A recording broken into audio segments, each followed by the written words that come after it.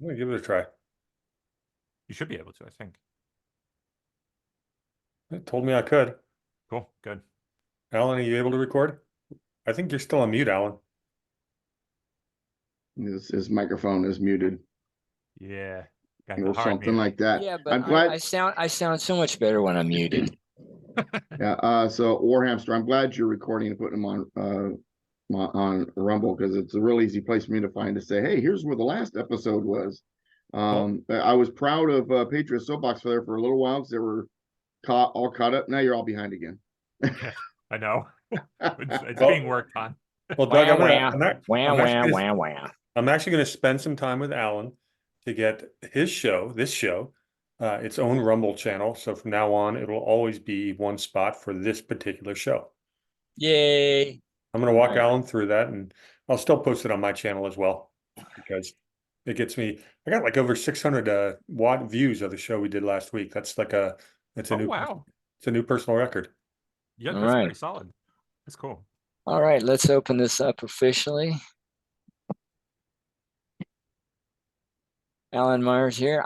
This is another episode of For the Republic. Welcome. Deggy, glad to see you here, Mr. Constitution. Warhamster, thanks for being here. Here's And I know they have a lot to chat about. We're going to do a little wackadoodle news first, just because we have to, right? What would it be like without wackadoodle news? This one I got, it's a very short story, but it's got a little pun in it, and it's incredible. You ready?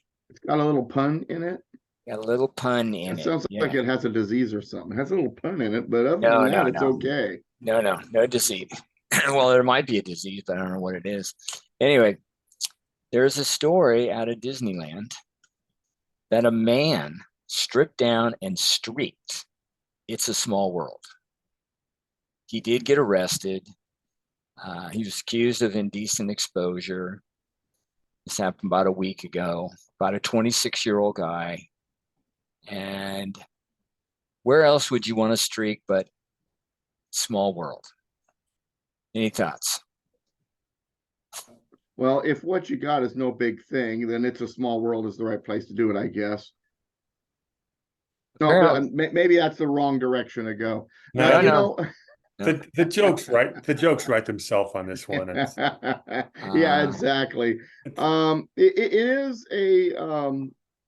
It is definitely a sign of the times. I mean, we have a society that's so out of whack that every once in a while the real wackos really get wacko. But what better place than to act immoral than at Disney, who's been, well, lately immoral. Disney's on its way out. It might as well do it with a naked streaker. It's probably the biggest news that Disney's gotten in years, other than the fact that they're going to the toilet. You know, it's interesting that Alan decided to leave with Disney because one of the stories that I have teed up from Yahoo Finances talks about Disney activist Nelson Peltz is to take a board seat fight to shareholders amid stock lows. So some of the shareholders are upset. Nelson Peltz's Trion Fund Management is moving ahead with the proxy fight at Disney. The activist hedge fund said that Disney extended an offer to Trion to meet with the board. Basically, what they're trying to do is they're saying some of these shareholders are not happy with the direction of the company. Might have something to do with the fact that their last 30 movies have been absolutely box office busts. Perhaps go woke, go broke is in play once again. Common theme with us. The quote is Disney's share prices underperformed proxy peers in the broader market over every relevant period during the last decade and over the tenure of each incumbent director. Now, this comes at the exact same time that Disney head Bob Iger has famously been called out by one Elon Musk, and I will not use the exact word. Actually, I will. He basically said, "You were to try to blackmail me over advertising." He basically said, "F you." And this is going to be a fun story to watch at Disney because, you know, there's a common theme with the kids and the pushing of the woke ideology and a few things that are worse than that. But at the end of the day, you still have a fiduciary responsibility to the shareholders. And I'll bring up a final point on that, as I brought up before, is we saw earlier this year that BlackRock and State Street are dropping their ESG funds altogether. The pushback against the woke agenda in the corporate boardrooms is going in the right direction. I'm incredibly pleased about that. Now they'll of course they'll reinvent it and rebrand it with a different name. They're not going away. But at the end of the day, we are winning this part of the culture war. Thank you, Brady. The apparently a censored photograph of the event had at least 2.9 million views of it. So this is one way for Disney to get into media again, but obviously not the best way. It will be interesting to see what happens at the corporate level. It's definitely going to be very interesting to note that the ESG investing is going away. Will they ever own why they did it? I don't know. This one is, and I'll keep going while Doug spears olives. Yeah, show no mercy. This one, for those who've been around a bit, you know that I do a presentation on women of the American Revolution. There's another group. This happens to be two women that I'm going to tell a little story about today. And the title of the article was "When Men Were Too Scared to Fly the B-29."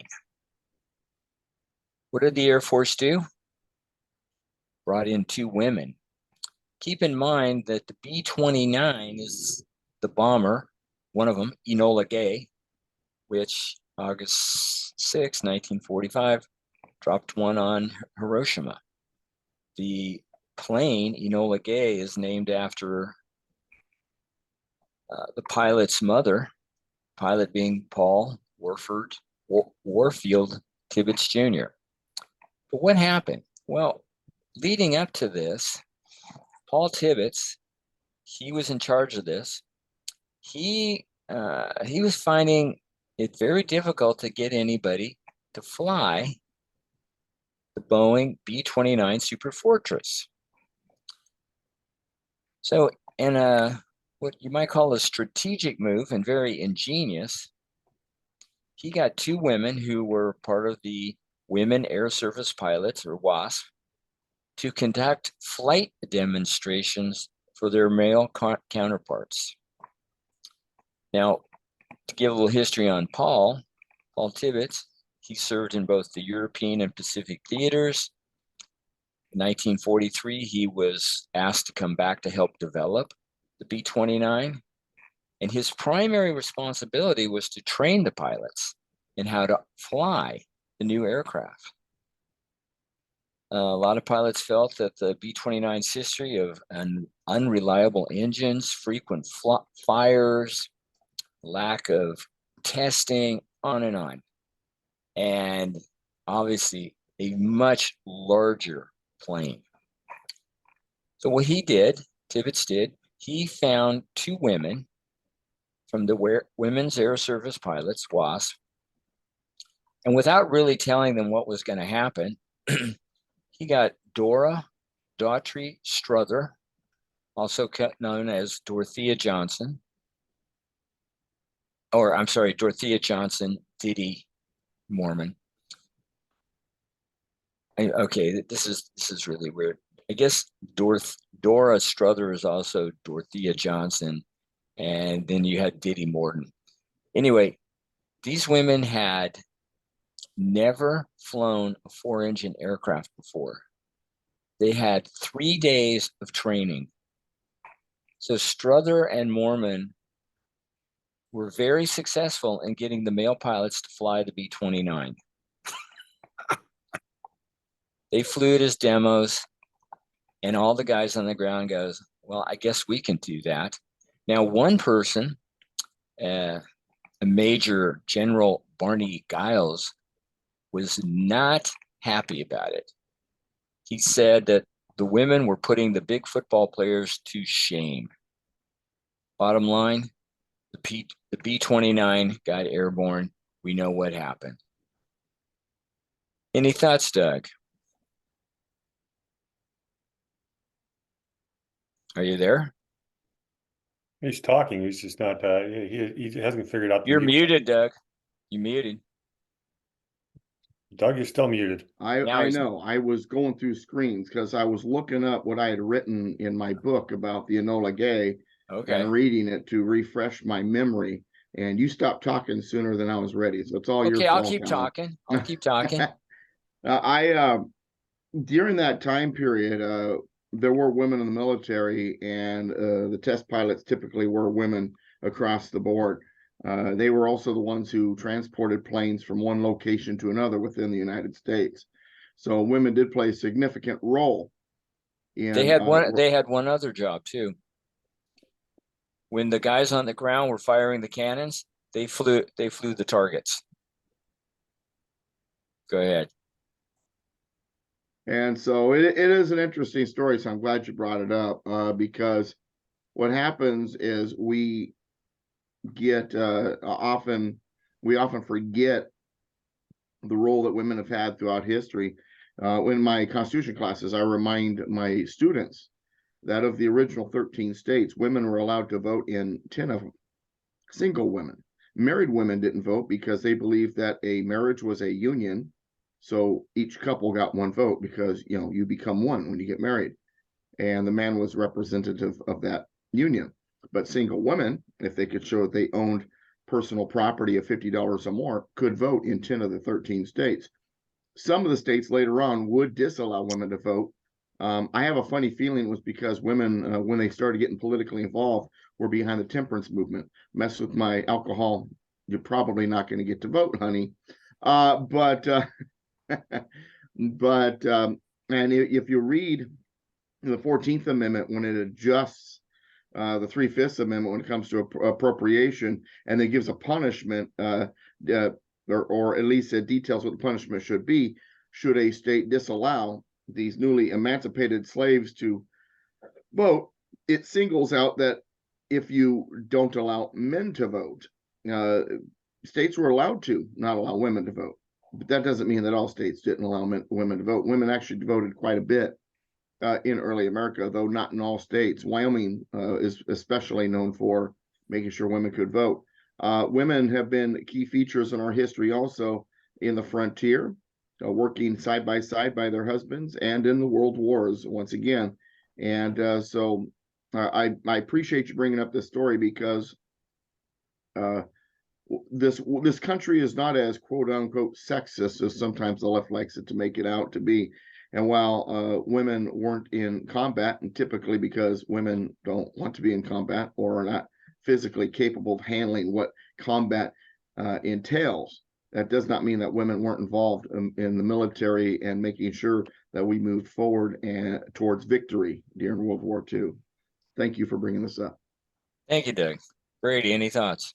Well, I'm just offended that both of you keep assuming everybody's gender, and yeah, that's going to have me hot and bothered. There's an interesting conversation that's been had for quite some time that if you're not eligible for the draft, should you have the right to vote? Those of us, men have always been eligible for the draft, women have not. I don't think anybody's condoning women be eligible for the draft. There are some women that are capable, soldiers in many ways, and with modern technology, it's even more so the case. But the history is not as it's been portrayed by feminists and other, shall we say, special interest groups. I'll leave it at that. But it was a good, nice little, fun little history. I think I've shared once or twice. My father and uncle were both fighter pilots in Vietnam. When my mother became pregnant with my older sister, the Air Force did not want expectant fathers flying in combat, so he ended up doing an awful lot of transports on some very big planes, flying ridiculous hours for the last few years of his service. But it's interesting how the military has evolved and all that, and I think it's going to continue to change. And I do I think it's worth pointing out that across the board, all of the military is having huge recruitment issues for various reasons, and that's a conversation. It's a topic we probably ought to cover at some point in time because it's problematic. Thank you, Brady. Last bit on the story. The WASP, including these two women, Strother and Mormon, they were denied military veteran status until 1977. Finally, the House and the Senate voted to grant them what they had absolutely earned, which meant they were now eligible for veterans benefits. And as the story said, allowed the women to commemorate their fallen sisters as veterans, something they hadn't previously been able to do. So definitely hats off to the ladies. Flying, basically to fly the biggest plane out there at that time. Now we're going to go a little Constitution. Oh, hey, Alan, Yeah. real quick. Yeah. I just wanted to finish off the point of your first wackadoodle news story. Yeah. I just had a fun, I had a fun chart that it took me a second to build up. So here it is. What we have here is a chart of the ICLN, which is the iShares Global Clean Energy ETF. Over the last 3 years, it's down from a high of $35 a share down to below 15. And for those of you who are not math majors, that means it's lost probably like 58% of its value. So for those of us who think this whole climate scam is a bad idea, even with all of the ridiculous government money being thrown at these companies by the Biden administration, the stock market does not see any value whatsoever. So that's a happy ending to that story. There you go. All right, Dougie, going to put you on the line, and also Brady. There's an article. It was titled "Bizarre and Fascinating Facts About the U.S. Constitution." I don't know where they get the word bizarre, but let's go with fascinating. And how many are there? Bizarre, huh?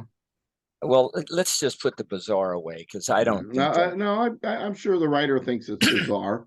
Well, if you can find something bizarre about these facts, but what I wanted to do is I wanted to bring them up, and then I wanted you both to make any comments about the fact. You ready? I'm going to take that quiet. As an airplane gunner would say, fire away. Okay. Referring to the Constitution, it's the oldest in the world, written in 1787, ratified 1788. It's the oldest written national framework of a government in the world. At the end of the 1900s, there were about 159 other national constitutions. Doug, your thoughts about being the oldest? That's absolutely true. And the average age of a constitution elsewhere in the world is about 17 years. Think about that, folks. That means that governments go through upheavals and change in government a lot more often than we do or have. Constitution means a change in government. But yeah, the average age is 17 years, according to David Barton's research. So we've got one over 230 years old, and most other constitutions don't even make it out of puberty. Got it. 234 years and a half years old if you go from its effective year of 1789. Beautiful. So what about the idea that and this is a interesting conversation, but the Constitution has ratified ceased to exist in 1868 when the 14th Amendment was ratified and rewrote the entire thing, at least according to the interpretation of the progressive courts 30 years later. We are living in a post-constitutional America, so did it really last for 200 plus years? Or, I mean, there's a conversation to be had that the original Constitution is no longer intact. Okay. I disagree. The problem isn't the 14th Amendment. The problem is interpretation, which actually began in 1803. And even before that, if you want to get into implied powers introduced by Alexander Hamilton in 1791, two Well, I'll years give- after the thing was Yeah, into and you know I effect. want to get in. You know I want to give you 1879, excuse me, the Judicial Act of 1879 or 1889. What year was it? Did I get that wrong? 1871. Are you talking about the Organic Act, or are Sorry, you talking sorry, about the it's Judicial Act 17 of 1801 and 1789. 1789? Yeah, the Judiciary Act of 1789 is the one I'm talking about, where they basically ignored Article 3 altogether and said, oh, we're actually going to give the federal courts this power that we all agreed they weren't going to have. And The 11th Amendment took away some of those powers, by the way, but the Constitution didn't stop existing, but certain portions of it have been interpreted in a manner that's outside what was originally intended. So the idea is we don't have to, don't have a dead Constitution, but we do have one on in the ICU. It's on life support.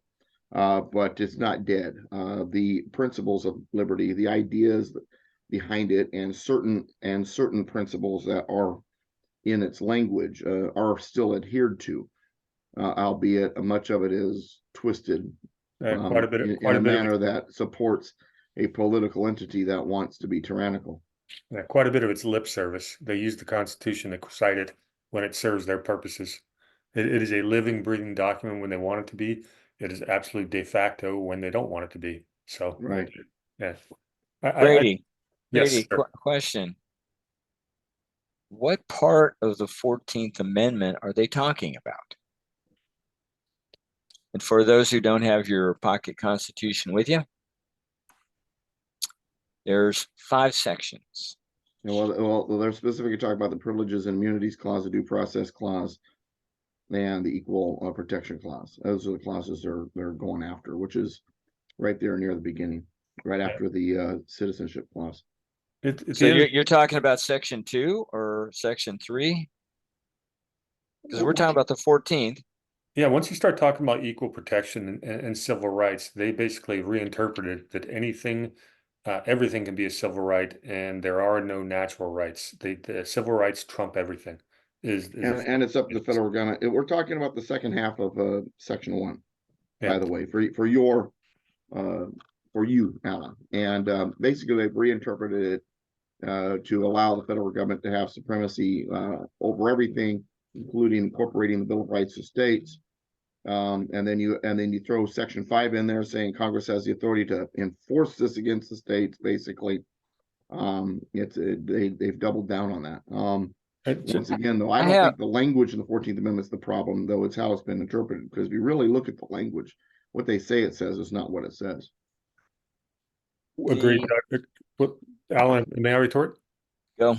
Oh no, agreed, Doug. Of course, we've talked about this quite a bit, but where it gets really fun. This is one of the things I always like to bring up is we always heard that Barack Obama once upon a time was a constitutional professor. No, he was not. He was a lecturer.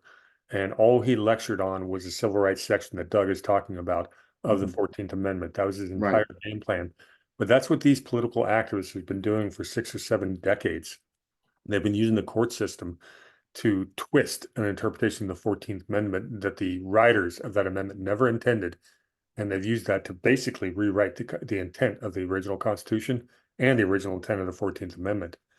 I am going to bring up a story later in the show that's going to touch on this. So I wanted to bring that up. Important point, because it absolutely applies to the story I'm going to bring up. What is the original intent? Is the Constitution a living and breathing document? Yeah, of course it is. You can change it anytime you want. You've got to make your case, propose an amendment, and then get it ratified by 3/4 of the states. You can change the Constitution. You cannot do it by a fiat dictatorship from a court. Well, the living, breathing thing comes from the idea of English common law. English common law was unwritten, and English common law, the law of the land in Britain, changed with whims of the population and with precedent created by rulings by the courts. And so they have been endeavoring to make us the British Empire since day one, with this idea of living and breathing document. As for whether or not we're in a post-constitutional America or the Constitution is dead, the Constitution is fine. It's the government that we have the problem with. The Constitution is fine. Thank you, gentlemen. The oddity of this is that if you took the position that the Constitution is gone because of the 14th Amendment, then why are they still swearing an oath to protect and defend it? That doesn't make sense. Secondly, this concept of interpretation or broad interpretation. Well, if I'm allowed to interpret what I'm reading, then I don't have to read it, understand it, follow it. I can just do what I want. Which means, okay, I know the sign says no trespassing, but I broadly interpreted that to mean something else. That's not what this contract is about. You read it, you understand it, you follow it. And this push to say, oh, well, the 14th Amendment basically shut down the entire Constitution, then why didn't they just say that plain and simple? Because if I may, Yes. Everything is all about perception. You give an oath to it because you want to give the perception that it matters to you. You give an oath to it because you want the people to think there is still a rule and law in place, and you want to have that perception. You pretend that the courts have all the authorities that they have to make it sound like you're still acting unconstitutional, and that the average person just doesn't understand it. But it's all perception. All of it is perception. That's how the left operates. When it comes to Trump, same thing. Why all the accusations? Doesn't matter that none of them, out of the 91 regarding January 6th, for example, or his speech, was none of them accuse him of trying to overturn the government or insurrection. That's the perception. That's what everybody believes, and therefore he's guilty. Perception is reality when it comes to these people. And so we got to somehow break the glass castle, the glass mirror, and get us back to reality here. That all it is perception. They're liars, they're cheats, and they're not following anything that's constitutional. They need to be exposed for the criminals and liars that they are. And unfortunately, though, the illusion that they have conjured up, the spell that they have America under, is pretty strong. And they've been doing it so long, and people are convinced of it. I can't count how many people are allegedly my allies who can't understand basic principles when it comes to our rights or constitutional principles from an original intent point of view. I can't count how many people who are allegedly allies who defend judicial review or defend incorporation of the Bill of Rights of States, for example. Even people in this audience have done that. And so the question is, how do we figure out what was originally intended? In fact, someone in the chat room is asking a question right along those lines. Well, where can I find the constitutional proof that in order to be president, your parents have to be Americans? Well, your parents have to, the proof is one of the resources they used for one. When I'm talking about things today, and I say, well, it's in the dictionary, or it's, such and such resource has this evidence. Their evidence, their resource to get on the topic of what this person's asking was Vattel's Law of Nations, which was an accepted general reference regarding legal terms in the world, in the modern world, the Western world, the European countries, so on and so forth. And natural born citizen, according to that, both parents got to be citizens at the time of birth. They also indicated that in the Immigration and Naturalization Act of 1790, and 5 times Chief Justices of the United States Supreme Court used that definition, the most recent one being in 1875, Minor versus Happersett. The evidence is there. Someone says, well, what's your evidence? Well, I give the evidence. They say, well, that's not good enough, because nothing's good enough, because their perception is what's important. What they say is important. What they say is the truth. And when you come up with the evidence, they say, well, that no longer is valid, because it's all about the perception. And if you try to break their perception, they will bully you off the stage. Question. Thank you for all that, Doug. And as you know, you all know, I have a copy of Dave Vattel's Law of Nations. I've read this section where it describes natural born citizen.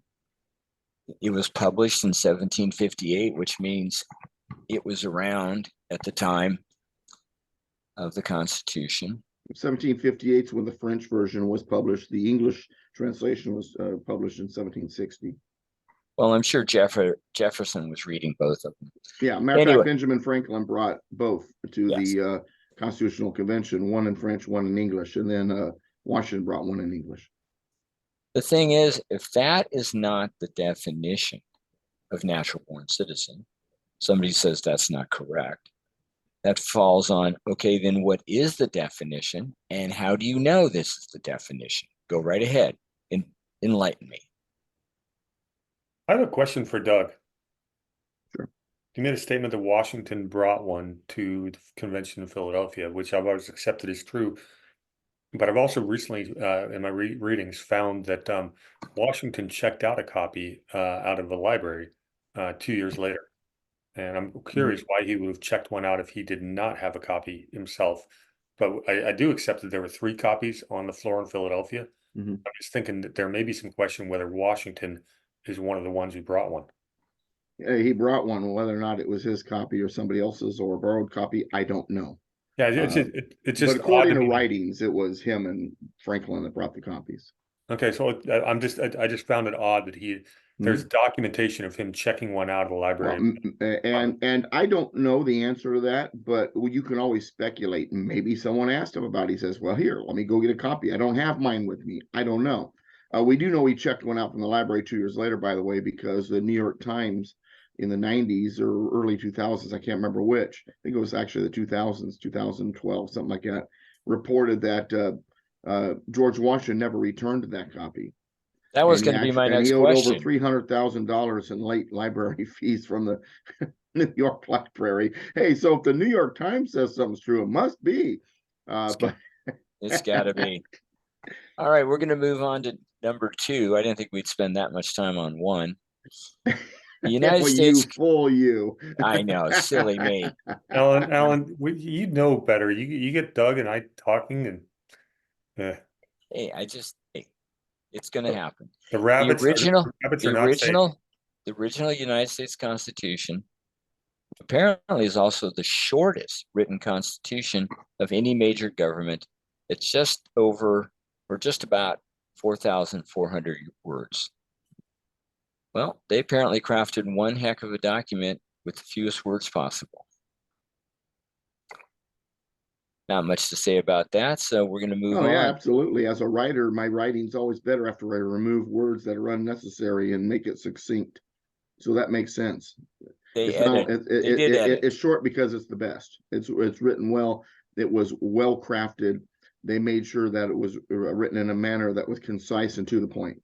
And yet this current Congress cannot even get past a single bill that's not more than 12 inches thick that nobody can read within 72 hours whatsoever. 72 hours. How about 72 days?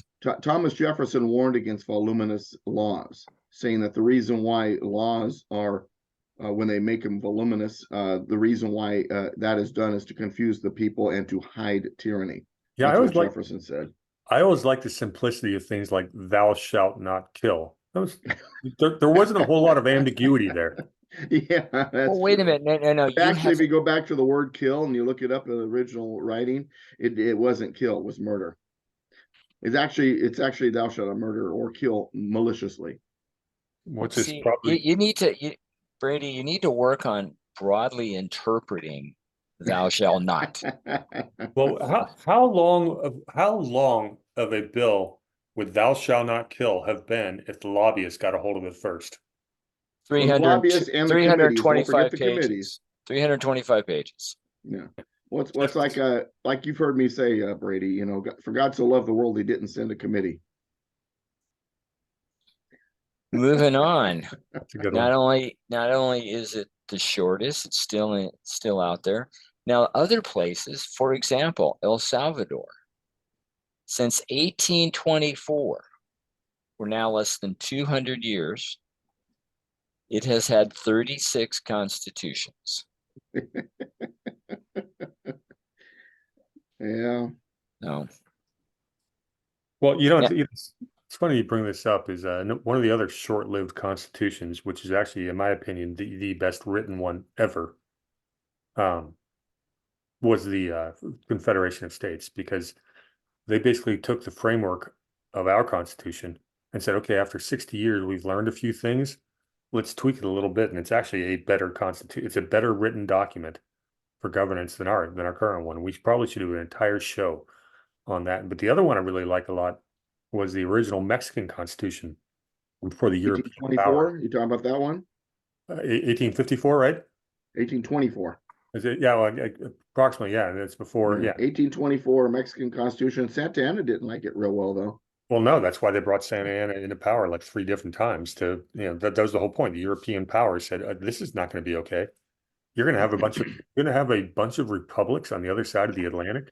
How the heck are we going to, inflict our oligarchy on the rest of the world if all these republics are standing up? And which brings up a total segue, but one of the topics I'm getting ready to do a show on is I want to talk a little bit more about how the French Revolution was completely sabotaged by British spies.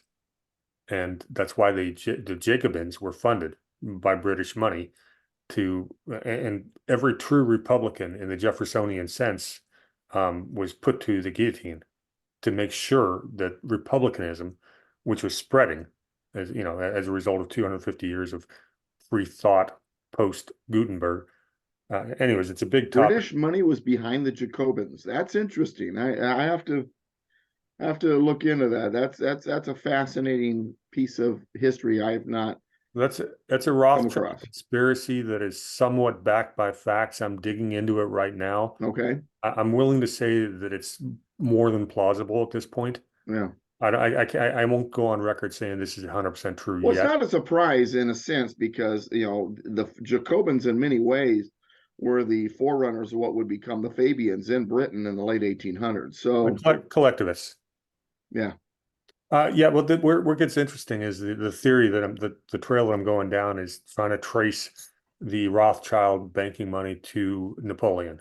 And if that ends up being the case, it becomes a really fascinating story. It's dubious, obviously it's hard. I don't have all the source documents or access to them, but it's a fun story. And I think it's worth looking into. It's funny because I don't spend a lot of time on these conspiracy theories unless they really attack the Constitution directly. But I am fascinated by this. So yeah, definitely keep me posted. And this audience, I think this audience now is on the edge of their seat because of you. Well, sit back. And speaking of France, in its time, it's had apparently 10 distinct constitutional orders that included 5 republics, 2 empires, a monarchy, and 2 dictatorships. We did a little bit better than them. Was the Constitution expected to last? Well, one party reports that at the end of the convention, George Washington reportedly said, "I do not expect the Constitution to last more than 20 years." Any thoughts? Thomas Jefferson's famous Tree of Liberty quote says that he expected, in order to protect liberty, Constitution, things like that, that there would be a bloody revolution every 20 years, that the Tree of Liberty needs to be watered by the blood of patriots and tyrants every 20 years. So he didn't think that this document would survive more than 20 years, not because it wasn't a well-written document, but because he believed that tyrants would need to be fought back and beaten down every 20 years to protect the document. Alan, thank you very much for teaming up on this subject. One of the things I've talked about quite some time is that there's only one way to amend the Constitution is through the amendment. Change the Constitution through the amendment process. We wrote a Constitution with 7 articles, and we've only used 6 of them. The Article 5 has never been touched, and that's because the people in the federal government have never wanted to let the states gather together to consider curtailing their power. That's why this beast known as a central government has been able to grow way outside of expectations or anybody's intentions. I propose, when I'm a delegate with Doug and Alan at the same time at the next convention of states, I am going to propose an amendment that an Article 5 convention is convened every 10 years, period. And all it is, it's a report card on, the states are the parties to the contract. The federal government has to execute the contract. They don't have any say in it, yet they're the only ones who have ever proposed the amendments. The states have basically forsaken their oversight and they need to take it back. Right. But the states, if we convene every 10 years and say, okay, how do we curtail the federal government? Because the central power is always going to try to grow itself. That's just the nature of power. It's the nature of government. Government is a protection racket. It'll always try to expand its own powers. But if the states got together every 10 years, well, not only would it be a report card, but it would force the citizenship to actually be educated on civics. And every once in a while, you get a bad amendment like we saw in 1913, but an educated public with an educated population, that would never happen. Which amendment? The Which, 16th or the 17th? Oh, both. Oh, Well, 1913. the thing is, you don't have to have an Article 5 convention in Federalist 49. James Madison says the state should have a convention just to audit the federal government, to go through and just make sure it's abiding, to use their oversight powers. My friend G.R. Mobley calls that Republic Review. And this is something I've supported, as long as I've been a constitutionalist. So for those of you out there are starting to, get really nervous over the word convention, it doesn't even have to be an Article 5 convention. Let's just get the states together, delegates that are not office holders, by the way. The rules of convention in the United States is that a delegate cannot be an office holder. And let's audit the federal government. Let's because if you get just 14 states to say that's junk, we're not going to support it, it'll never pass muster for an amendment, and it could be discarded as a federal authority. Doug, this question comes up quite a bit. So I'll go ahead and ask it to you as if I don't know, but where does it say that you cannot be an office holder? This is a tradition through all of the conventions that we've had. So every you can go back to the ratification conventions, you can go back to the conventions when they held conventions for writing their own state constitutions, and the rules established for those conventions historically have all indicated you can't be an office holder. And the logic behind that is? Because the whole idea of a convention is to get away from the government and let the people propose what they want to propose. This is allowing the people to have a voice without it necessarily being democracy. Yeah, it's a conversation a lot more people need to be having. I think it's incredibly important that we actually review the job our government's done. And I think if we did that, we had an honest conversation, we'd find that they failed, or they have failed and continue to fail pretty spectacularly. Well, we have trouble doing that even locally. I mean, the early Americans, they had these committees of safety and committees of correspondence, these different committees, petitions. They would send petitions to legislatures because of committees. The local people would meet in a convention type scenario and take care of business. And then they do it at the county level and then at the state level. And we just don't see that anymore. People don't care. They don't understand it. They don't put their efforts into it, whatever. There are organizations out there that are trying to recreate that. You hear about jural assemblies and some of these other organizations. Tactical Civics would be another one by David Zuniga, and that are trying to utilize these types of methods. And I think they're good. And I think it's a way to make the militia great again, because the militia was what was centered around all of these committees. But we just don't see it anymore. We have stopped doing the work to maintain our system, because just like your vehicle in the driveway, it doesn't just run forever. You got to put oil in it every once in a while. You got to check the radiator every once in a while. You got to change its belts. You got to change its hoses. You don't just let it run. And we're not doing the work to maintain it. And then we're wondering why it's spitting and sputtering down the road, while in the middle of the night, while we're not looking, somebody else is in there popping the hood and damaging stuff. So, and we just don't do the work anymore. And a part of that work is conventions and committees and, people getting together to hold that government accountable, be it the federal, the state, the county, or even your school board or your water board or whatever. It's all important, but we just don't do the maintenance. We sit there, we put it in play, and then we've just forgotten about it and let it run and hope it doesn't boil over. Thank you, gentlemen. Brady, to comment to what you said, for me, the federal government has been able to grow as much as it has for one reason, well, two reasons. It can tax and it can borrow at will. It has the source of funding in which to do what it's doing. We take back control of that by taking back control of the monetary system. Federal government will not be able, won't be able to. The other is that, to Doug's point, we the people are not holding our elected employees accountable. We don't know what they do. We don't check on them. And my old saying is, what could happen if you leave the teenagers home alone for the weekend with the keys of the liquor cabinet, Corvette, and credit card? Well, that's what we do year after year, because we don't track what the elected employees are doing. And those of us that do, we're on our own. We don't have any help. We're not, and well, we're just doing it. And then people say, well, gosh, I wish someone was doing something. I am. Well, Want to help? Well, we all no, need. I've got to go to that soccer game with my kids are at, and and so it gets frustrating sometimes.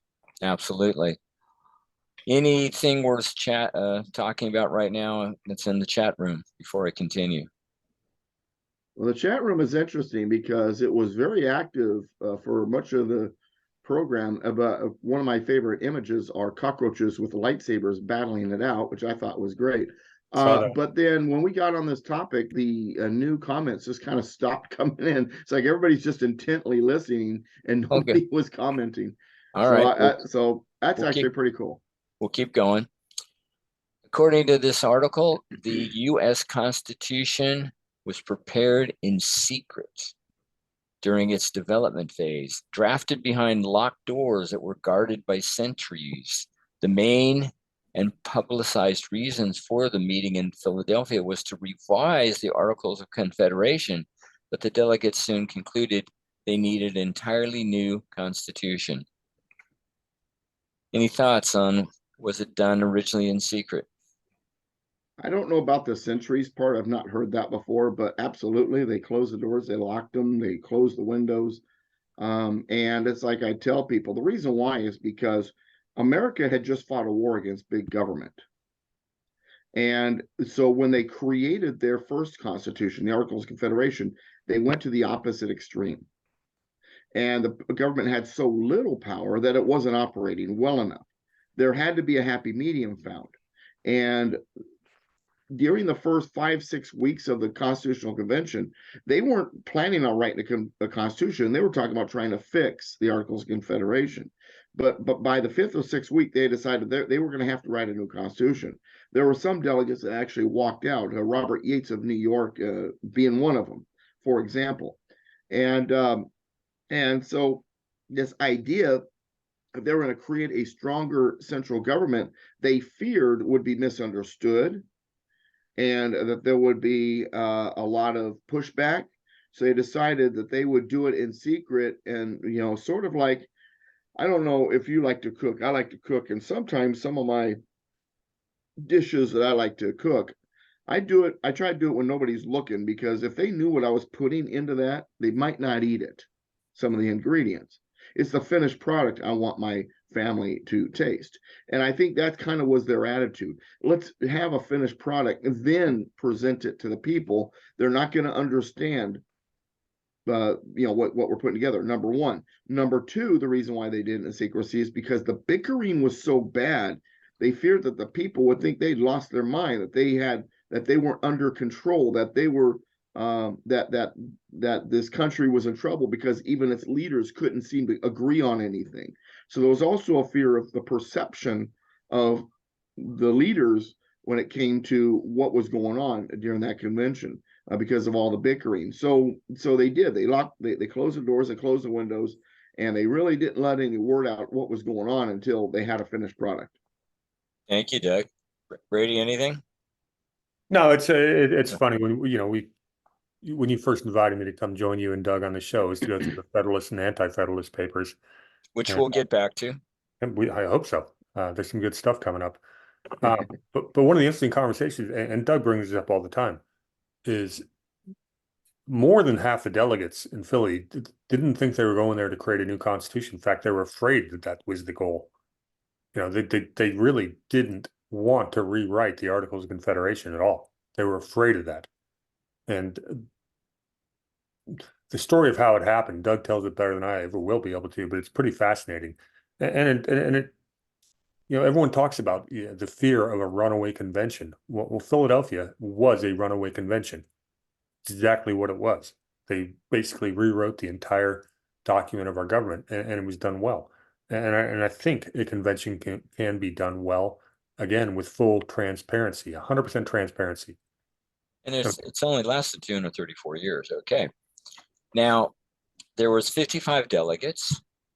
Some didn't show up a lot. There was only one person who made it to every meeting. Who would that be, Brady? Hamilton? No. No. Hamilton walked out actually for a while when Robert Yates did. I would say James Madison is probably the person. James Madison, the only one to attend every meeting, and he kept very detailed notes.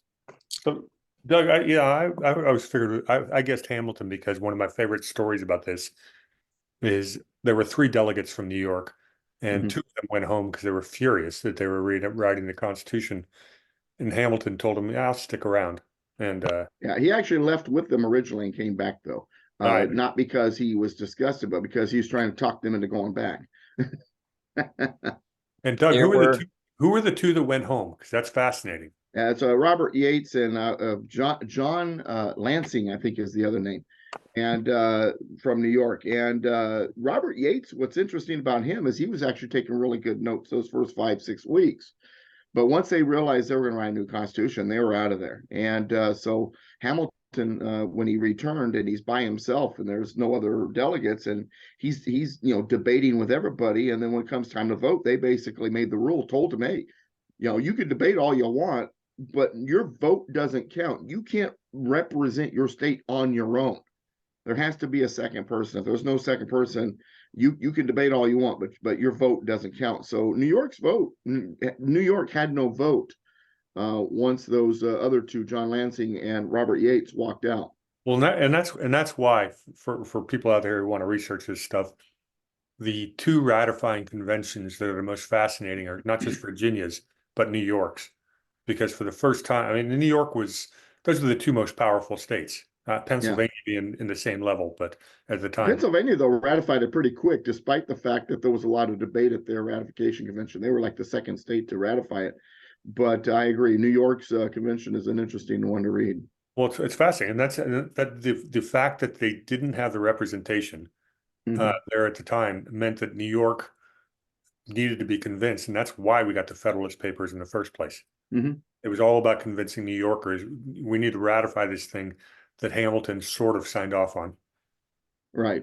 And the thing is, the reason why the Anti-Federalists were bothered by it is because they knew that Hamilton was there, and that Hamilton's Federalist Papers, they knew Hamilton was a big government guy, and they didn't trust him in his Federalist Papers. Let's put it that way. Gee, I wonder why. They didn't know he was going to be a great rapper. Okay. There were 2 founders who were not there to sign the Constitution. Doug, who are they? Actually, it was 3 that were there for the whole convention and didn't stay. No. These 2 were not there, did not sign. Oh, didn't even show up to the convention? Well, Jefferson was the ambassador to France, but who's the other one? I don't know. It'd be John Adams. Yeah. Jefferson was I misunderstood the question, but yeah, Jefferson and John Adams were both in France, and both of them read the Constitution for the first time on foreign shores. Jefferson was the minister in France. Adams was doing the same in Great Britain. Of all those who attended, I thought Adams was in France at the time also. Was he in Britain? As far as I know. Okay.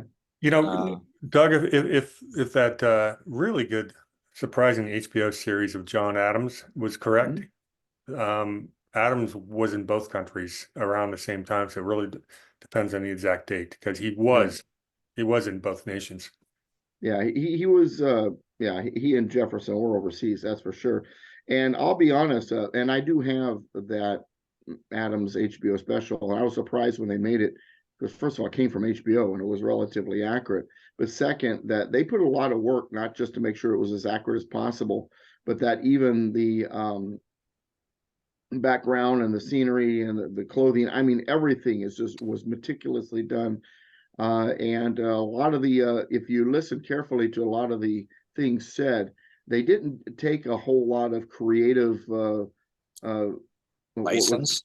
yeah, Creative license. they stuck with a lot of what was in letters and actual things that were said at the time. So yeah, they didn't go with a lot of creative license. They did a little bit, but I was stunned at how good that was done, to give my little bit of a Hey, Doug, real quick, there's a stamp question. of approval.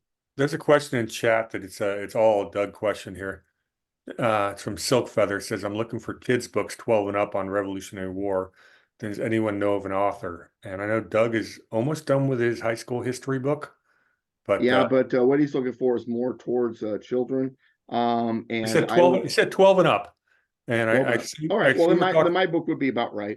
so I assume we're talking about homeschool type kids, which Mhm. means they're 14 and up versus public school kids. So why don't you go ahead and promo yourself and what you're doing? I'm also, I was looking around my office, but I don't see it. There's also some almost like comic book type books from that era by an organization called FLAG, FLAG, and I can't remember what it stands for. And I've got them around here somewhere. I just don't know where they're at the moment. That are also very good. But my book, which I mean, I'm right now I'm actually working on the glossary and the index. That's how close I am to being done with the first part of a 3-book series on American history. And this will be an early American history from the Magna Carta to the election of Jefferson, basically. And so I wanted it to be out by Christmas, but I have a feeling I'm not going to get it out until about the first of the year. But if you go to douglasvgibbs.com, and you'll see, I'll put it out there when it's ready. I also have a book on the presidents that I'm writing, and I'm actually gearing it towards 11, 12, 13. Because there's just no good books out there. If you look at all the scholastic type books about presidents, they talk up people like Lincoln and they talk down people like Harding and Coolidge, and I don't know. I just feel like that needs to be corrected.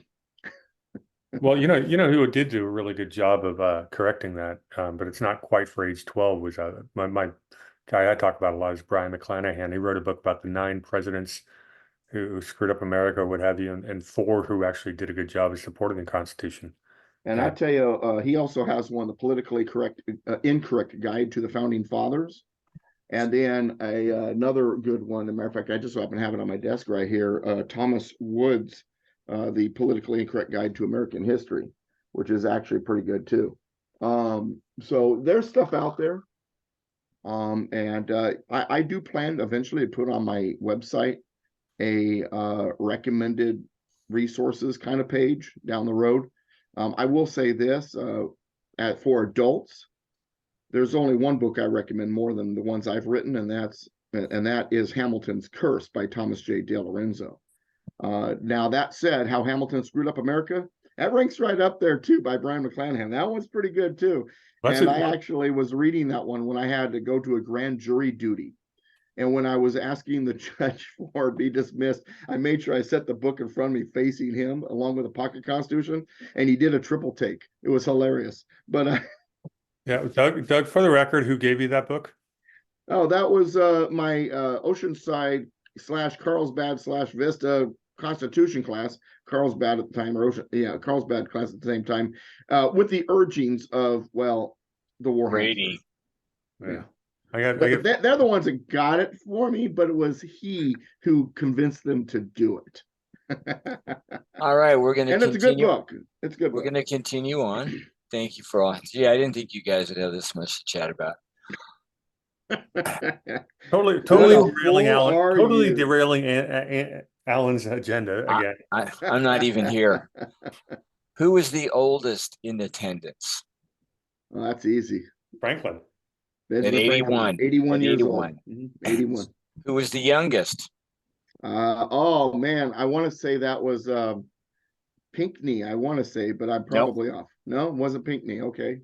Jonathan Dayton out of New Jersey. Oh, yeah, 26. that's right. Okay.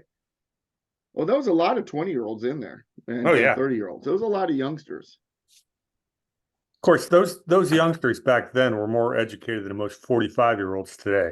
Well, mean, you got to remember the average age of getting accepted into Penn or Virginia or Harvard or Yale was 13. yeah, I mean they'd all read the entire Bible by what age, 4 or 5? Yeah, most of them. Yeah, They Fisher were. Ames did by the time he was 4. It's amazing what you can accomplish. Most of when the you rest don't of them have- was 5. It's amazing what you can accomplish when you don't have to deal with TikTok on your phone. Or It's also TV, amazing what or you can cable. accomplish when the parents set the bar high and the teachers set the bar high. Yeah, so I will say this: the homeschool kids I teach U.S. history to, one of their most common things I hear them say during classes, "Oh man," but they always pull it off.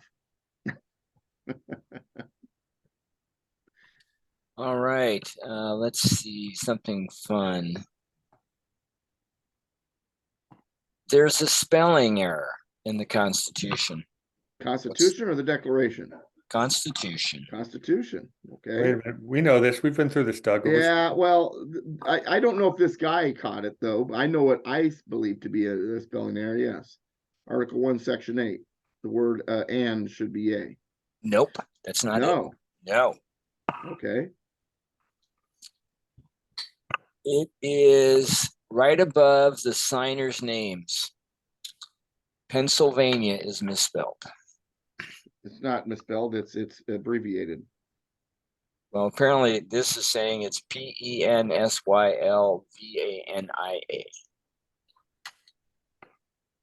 And the last one, and then we'll move on to something more exciting, possibly.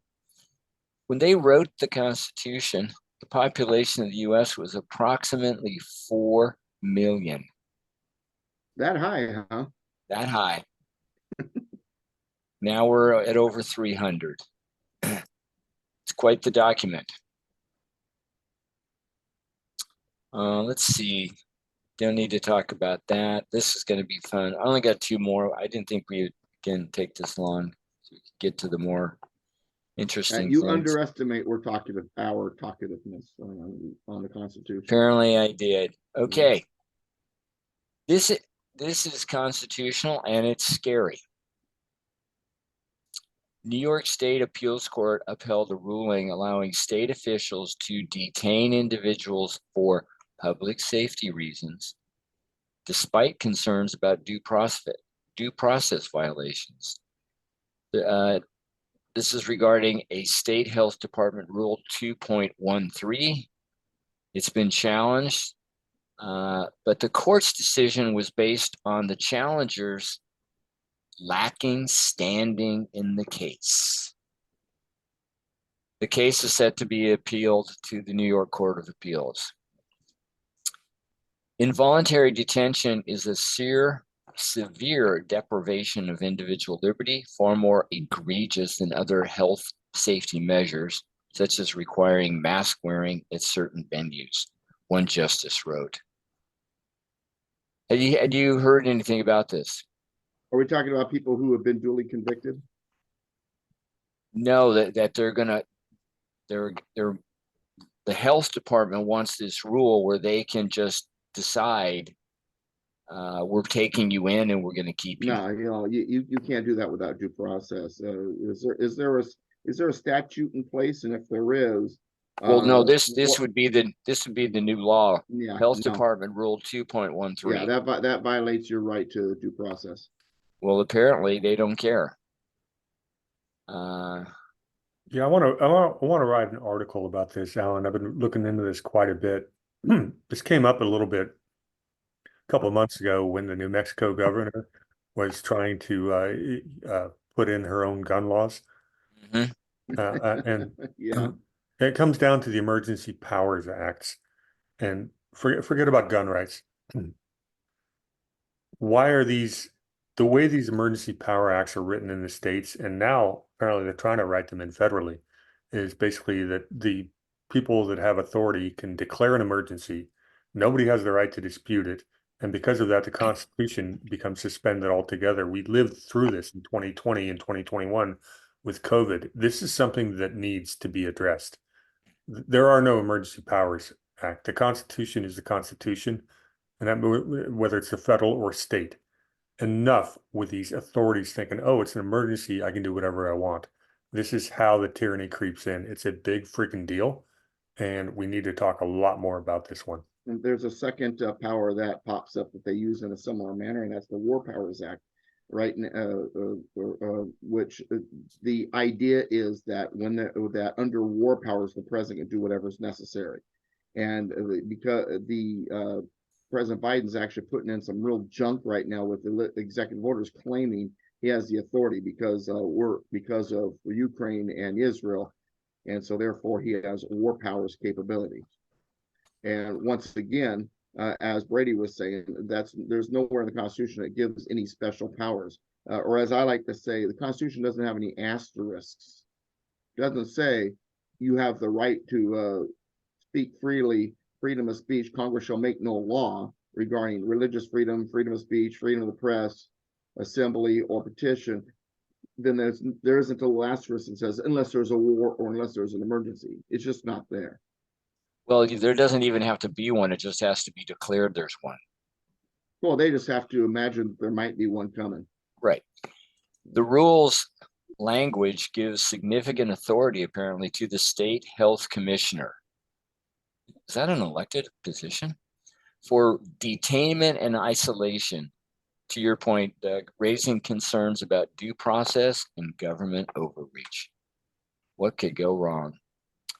And finally, you're entitled to due process. I don't care if there's an emergency. You're entitled to due process.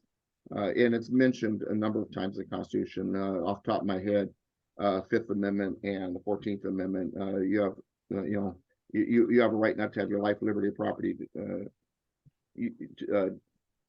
deprived without due process. You can't have it deprived without due process. You've got to have due process. So everybody deserves their day in court. Everybody's innocent until proven guilty. Everybody has to go through that process of due process. Otherwise, we don't have liberty. Yeah, keep this in mind when Alan lets me bring up my story, the second half of this show, and I'm going to talk a little about the Seventh Amendment. But second half of the show, we are in the second half. Second half. Well, like I said, when Alan lets me bring up my topic in the second half of the show. Wow, thank you for that. Thank you for that. Yeah, did you know that we're already in the second half? I looked at the clock, I'm like, holy cow. Anyway, last wackadoodle news. Jeff Bezos, he's connected to a big corporation, and this corporation has bought $500 million worth of houses in America. $500 million worth of homes. Bezos and Gates are in competition to see who can control more people faster. Which, it brings me to this, the thought, Klaus Schwab, who said, you'll own nothing and you'll be happy. The ramification, when that meant, and then you also have BlackRock and you have others.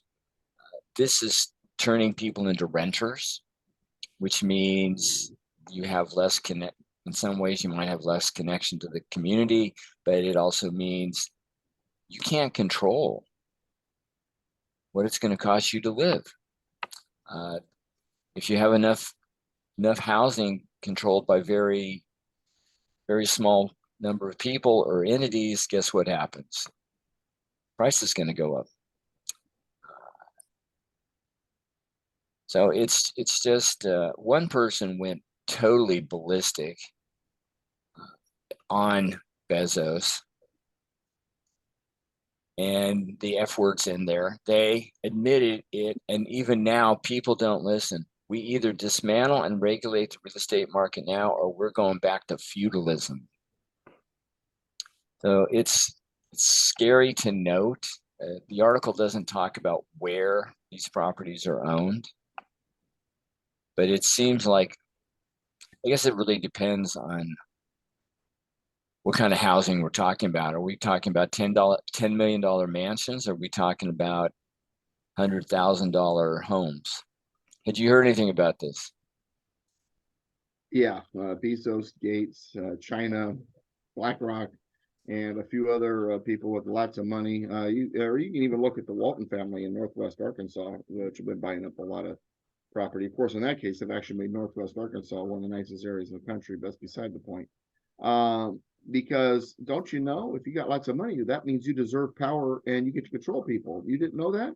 No, I did not know that. Yeah, apparently doing really well with wealth equals royalty and power. You really elite bastards, you. All right, that is the end of Yeah, well, Wackadoodle did News. Warhamster have something for that? I think Brady's got something to talk about. I do have a very fun story.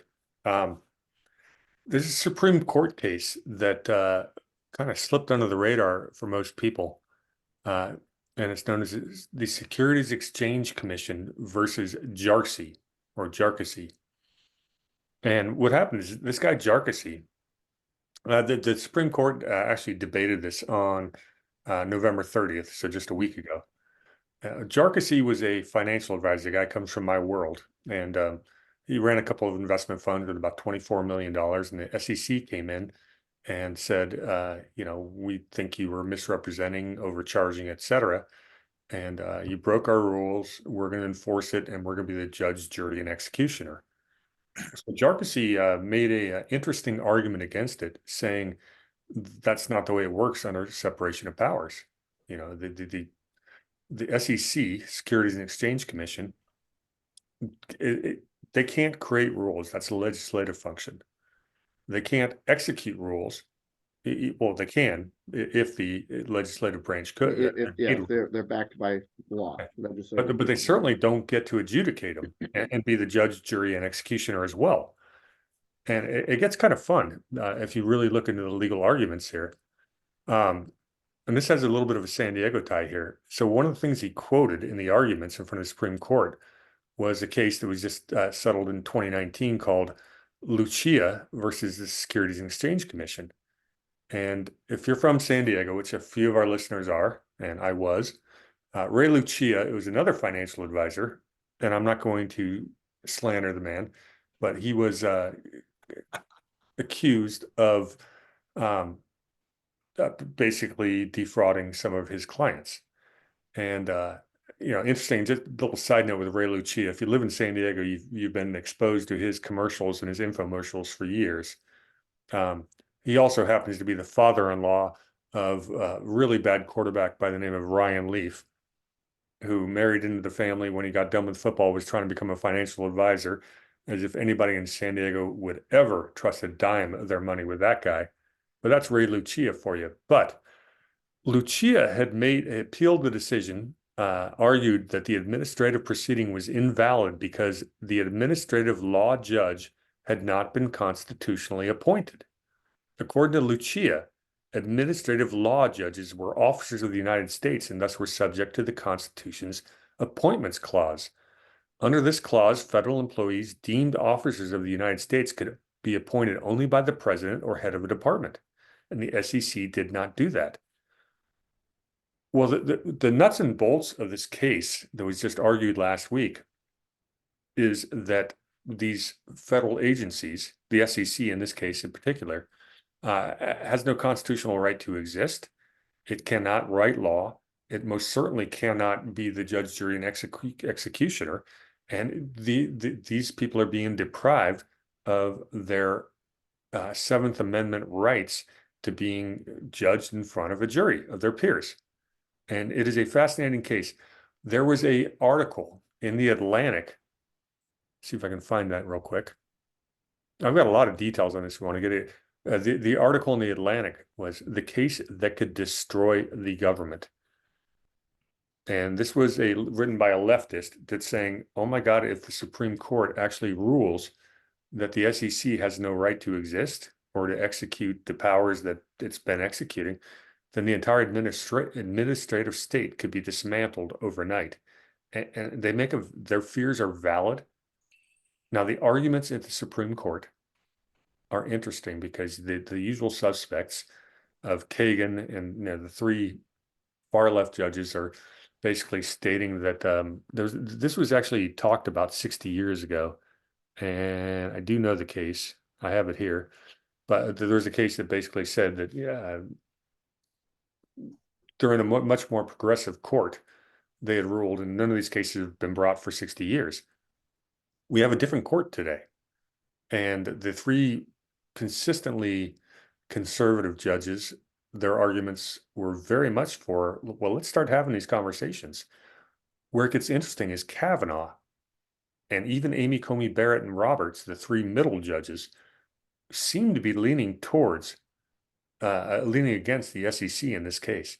So the possible implications are fascinating. I don't, obviously I don't think they're going to go too far, but I bring this up because I'd love to hear the opinion of Mr. Gibbs and Myers on this topic.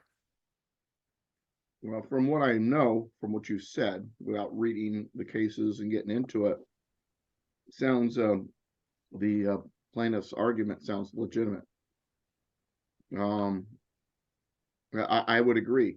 And I've actually said where in the Constitution does give the federal government the authority to have an SEC. Now, that said, before everybody starts freaking out, oh my God, you want chaos to go on. Well, if it's necessary, then let's propose an amendment and make it legitimate. If that's it, first of all. Second of all, when it comes to these agencies, now this idea of them having the power to make rules independently, regardless of what the law said, has never been constitutional. It's been a problem, and that argument there has been before the Supreme Court a number of times, even lately. And this, matter of fact, the EPA just got struck down. What was it, 2 or 3 months ago, over making arbitrary rules that did not necessarily follow legislation. So this could get interesting if it gets any legs. But like I said, it's a legitimate argument. I agree. Thank you, Doug. I've got some more detail on this, and that'll spur Alan to jump in, I think. Okay. With a little bit more. The case that was adjudicated 60 plus years ago was called Atlas Roofing versus OSHA. Yeah, I've come across that one before, actually. Okay. Okay. So several later cases, all involving disputes between private parties, have rejected various aspects of statutory schemes. Judge Clarence Thomas staked out a position that in prior cases that public rights doctrine, that's in quotes, public rights, the idea that agencies can adjudicate public rights without a jury cannot apply to any matter depriving an individual of property. So it would be surprising if he accepted the government's argument here. Like I said, it's one of the more fascinating cases I've read about in ages, and nobody's talking about it. And I'd like to start the conversation here and let you guys read up on it and make this a conversation. Because, look, none of us are big fans of judicial review, but right, as of right now, you get a Supreme Court that's actually going to start debating publicly whether the federal government has the authority to do the vast majority of what they do. Well, and it comes down to, on these authorities, which ones are necessary and proper and which ones are not. And if they are necessary, then why did they not go through the amendment process? My thing has always been, if something's unconstitutional, it doesn't necessarily mean it's bad. It means that they don't have the authority. So you also got to discuss, should that authority be given? And then if you're going to strip the government of a particular authority, we also have to look at the fallout that would happen afterwards.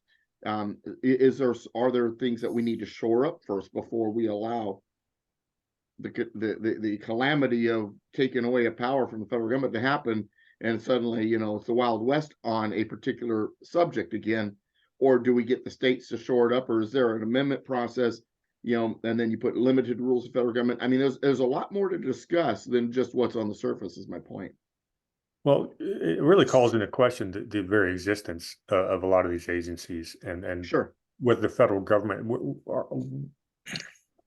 With as an originalist, these are all state issues, but this is also interstate commerce. We're talking about the stock market. We're talking about securities exchanges and everything like that.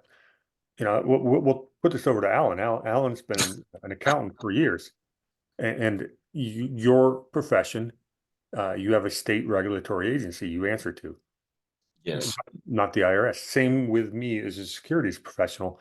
Every state that I do business in, I have to answer to them. So do you actually necessarily need a federal oversight and a state oversight? And which one should actually have the jurisdiction? These are important constitutional questions. Well, back to the original case, I'm just glad it's in front of the Supreme Court, given the nature of what's at stake, what they're talking about, the ramifications that could come from it. This is a very powerful case to be talking about. There's another case, Doug might be familiar with it. It has a very important message, but still waiting on that one. I'm glad that this is there, and it's going to be very interesting to see how the Supreme Court handles it.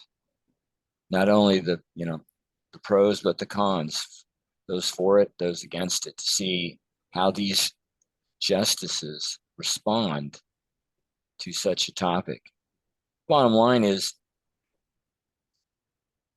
if you go to the Constitution and you look at Article 1, Section 8, that tells you everything the federal government gets to do. If you go to the 9th and 10th Amendments, especially the 10th, it's basically saying, hey, if it isn't in there, you don't get it.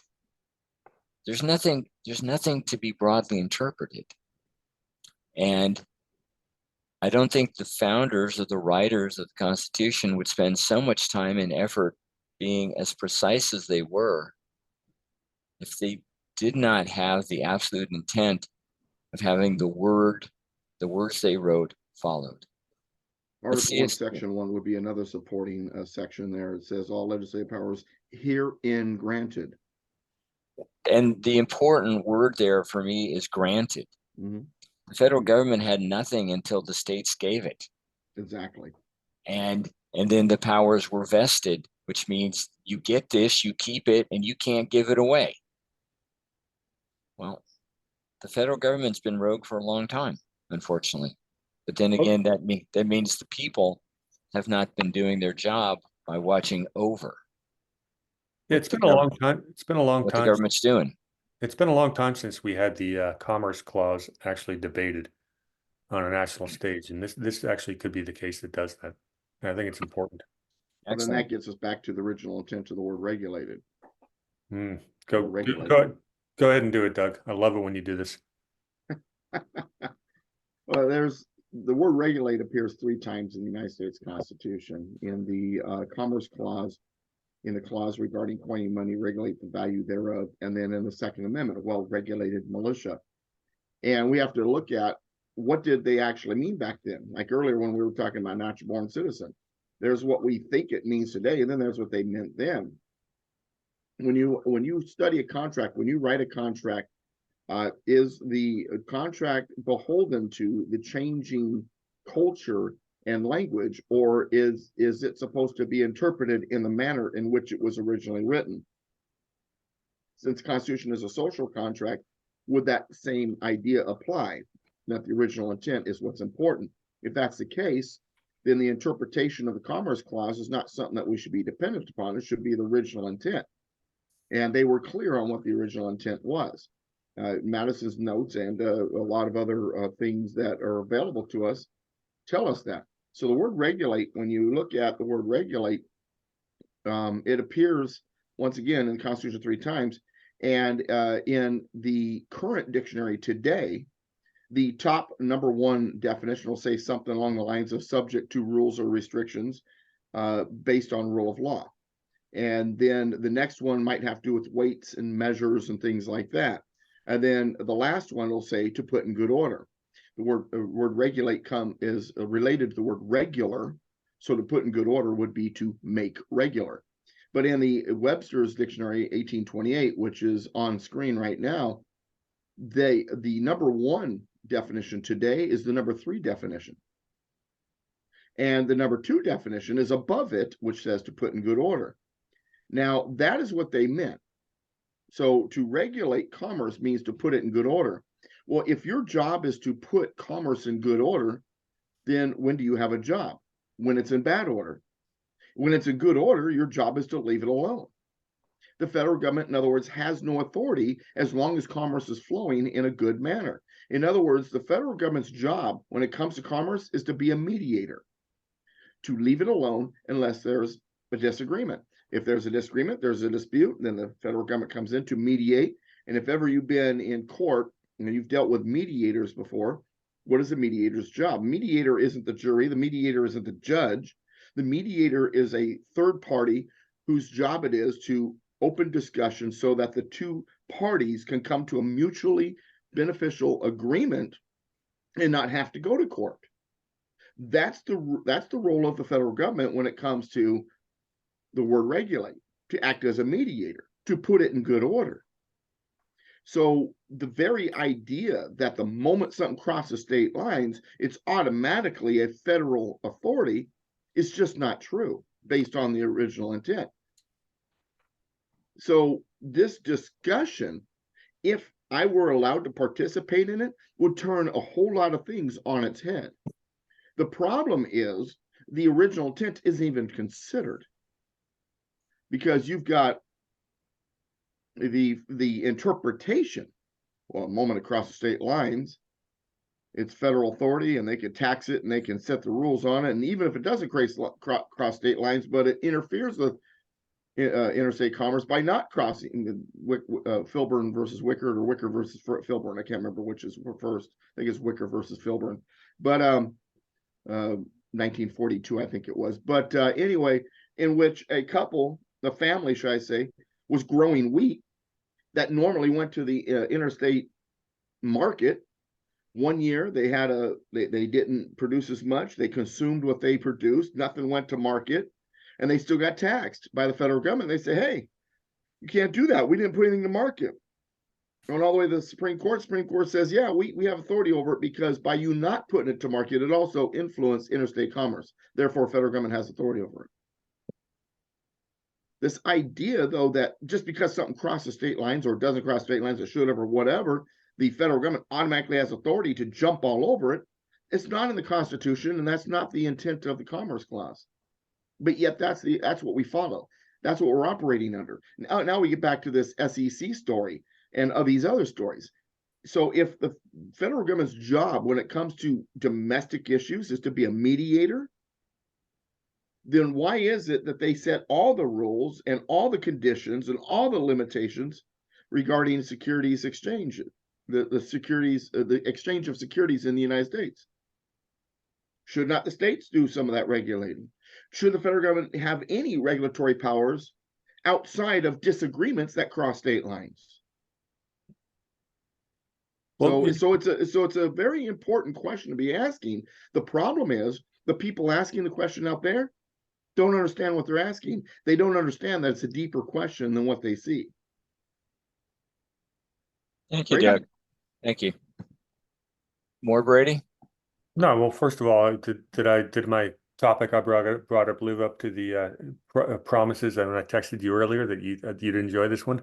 Yes. Got me all riled up. Yeah, it's a fun one because it is not just the SEC we're talking about. It's Right. pretty much every regulatory agency, and basically the Commerce Clause is actually on trial now. I don't think this particular SCOTUS has the huevos to render a decision that actually brings that into question, but it's a step in the right direction.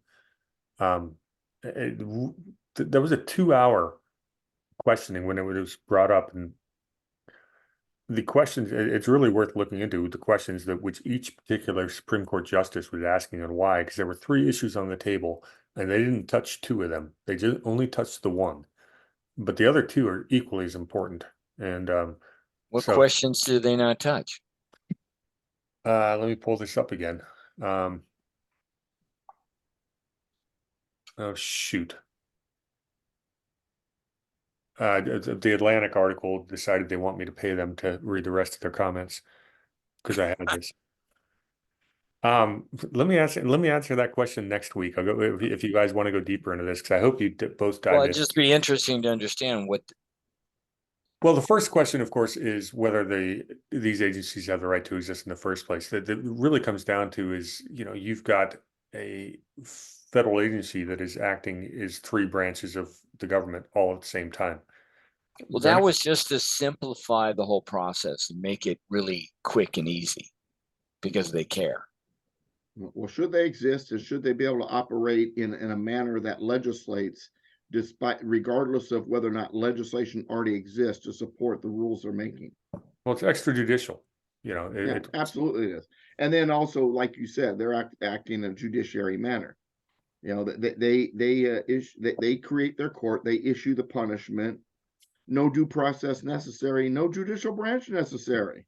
Well, and it comes back to something Alan brought up earlier. Does Congress have the ability to pass off their own vested powers? No. That's one, and the other one is this. In a sense, what the regulatory agencies do is a bill of attainder. Bill of attainder is basically, for those of you who are not familiar, in Article 1, Section 9 and Article 1, Section 10, it tells Congress and state legislatures that they cannot issue bill of attainders. A bill, a legislative instrument, and attainder punishment. So in other words, legislatively issuing or actually creating the punishment. In other words, they are your due process. There is no due process. Courts aren't involved. They give the punishment because they're your judge, jury, and executioner. That's not allowed. Period. It says so in Article 1, Section 9, Article 1, Section 10. But that's exactly what these regulatory agencies are doing. Yeah, it's a legislative, it is an executive office acting upon legislation in a judicial manner. Separation of powers. You can't do that. Well, what happens when you broadly interpret that section? You're lucky I don't have your address because I'm about this close to driving out there and grabbing you by the neck. Oh, come on. Broadly interpret. That's the problem. Yes. And I would say because I've noticed this in articles, discussions, and one of the lead phrases is, well, this section or this clause has been broadly interpreted. Okay. No. You read it, you understand it, you follow it. You don't broadly interpret it, because if you do, then the entire Constitution means nothing, because it's just, well, I'm going to broadly interpret it to do this. And it's just ridiculous. I want to make comment to Raging Smirk's comment in the chat room. Fourth branch of government, the administrative state. Fifth branch of government, the media. Exactly. So is the sixth estate we the people? We're not even on the pyramid at this point. Well, that's because we've allowed ourselves to be put away. And we're supposed, and God and the people are supposed to be at the top of the pyramid. The pyramid is inverted, and the people and God have been squashed by the tip that's upside down. There you go. Doug, you had some. Oh, yeah. One final point on this, Alan, because I want to really bring this home about how important it is. This is not just a constitutional question. This has to deal with real world things. Why do we have regulators and regulation, and what's the actual practical impact? So what ends up happening, everyone knows about this concept of regulatory capture. The people that work at the FDA either work for these giant food producers, big pharma, big agro, everything like that, and they go in and out of government back and forth. It's called regulatory capture. But at the end of the day, federal regulation has, what the practical effect has been to basically destroy the small businesses in the favor of the giant corporations. And they've eliminated competition, the exact opposite of what we want to see. That destroys innovation, freedom, everything like that. That's what this regulation has done, and it's institutionalized. It is now practically the de facto operation, OM of how government works. It's regulatory capture. It destroys competition. You have to be one of the big boys to be able to afford the legal, just regulatory, to even handle the burdens. It doesn't matter what industry you're in. This is across the board. This is the fascist corporate takeover of America. And it goes back to mercantilism from day one. You know, our founding fathers came here to get away from mercantilism. They talked about internal improvements, protective tariffs, and regulation. Well, regulation is the third stool of that. And all it does is it protects those that are closest to the government. And it opens up the entire reason our government is open to bribery and corruption and campaign contributions is because those who can afford to buy the politicians and the regulators get to thrive while the rest of us, you know, have to fight for crumbs. This is at the core essence of the corruption of the post-World War II, and I'd say post-Revolutionary War, corporate tyranny, the oligarchy that actually runs the world. And we can go much deeper into this another time, but it's an incredibly important subject. Thank you, Brady. Doug, you told me earlier today you had something you want to chat about? I had mentioned a couple possibilities, and let me see if I can now locate what I wanted to talk about. I got so caught up in what we were talking about that one of the things that we did talk about on Constitution Radio that probably wouldn't be a bad idea to mention is the fall of Minnesota. Derek Chauvin. Yes. If you have not seen the film Fall of Minnesota, that's the fall of, I'm sorry, Minneapolis, not Minnesota. The fall of Minneapolis.com. The fall of Minneapolis.com. And the film is, I think it's like an hour and 47 minutes. And what it does is it goes through all of the footage from the cams that the cops have when George Floyd was being detained and Derek Chauvin allegedly put his neck on his throat, or his knee on his neck. On his throat. Thank you, on his neck. Yeah, that's what happens when I'm trying to do 14 things at once. I can't even speak. But Just anyway, keep it to 12. Keep it to 12. Keep it to 12. But anyway, my point is, and then what it does is then it shows footage of George Floyd's prior apprehension with a different cop. Then it goes into footage regarding the riot, and it asks some very serious questions. Now, and basically what it tells us is what we kind of already know, but it details it really well. And that is, number one, that Derek Chauvin is not guilty, that the what we saw was not what we were seeing. The angles, the camera, different things were not as we believe. That the guy was didn't say I can't breathe while the knee was on his throat. He was actually saying that before he was even on the ground because of the drugs in his system. That the orchestration of how the left handled the quote unquote riots were designed to create a certain perception that the actions of the powers that be was poor mismanagement, to say the least. So there's a lot of questions. So I would and I don't get too deep in this because not everybody's being able to see it, but I encourage you, every listener to this program, to view the video at thefallofminneapolis.com. Now, have you had a chance to see this, Brady? No, I haven't seen it yet, but there's I have an interesting question when you get done with your presenting what you're saying. Oh, go ahead. Well, my question is going to be, you know, remember, Chauvin wasn't just convicted of local crimes. He was also convicted of federal, quote unquote, civil rights crimes, which goes back to the 14th Amendment once again. So the federal government decided to stick their nose into a local issue. And now you've got the entire full power of the federal government getting involved in something that happened in Minnesota. Why? What state line was crossed? Why is that a federal issue? Because they determined that it was a civil rights issue because of the 14th Amendment. And well, because of the 14th Amendment, if anything it has the word right attached to it, the federal government has to, you know, protect your rights, guarantee your rights. So therefore they have to be involved. You got the incorporation doctrine, you know, at play there. So you're exactly right. That's exactly what's going on. And it's not it was none of the federal government's business. His civil rights were not violated, first of all. Second of all, even if his civil rights were violated or it's perceived as such, that's still a local issue. It's none of the federal government's business.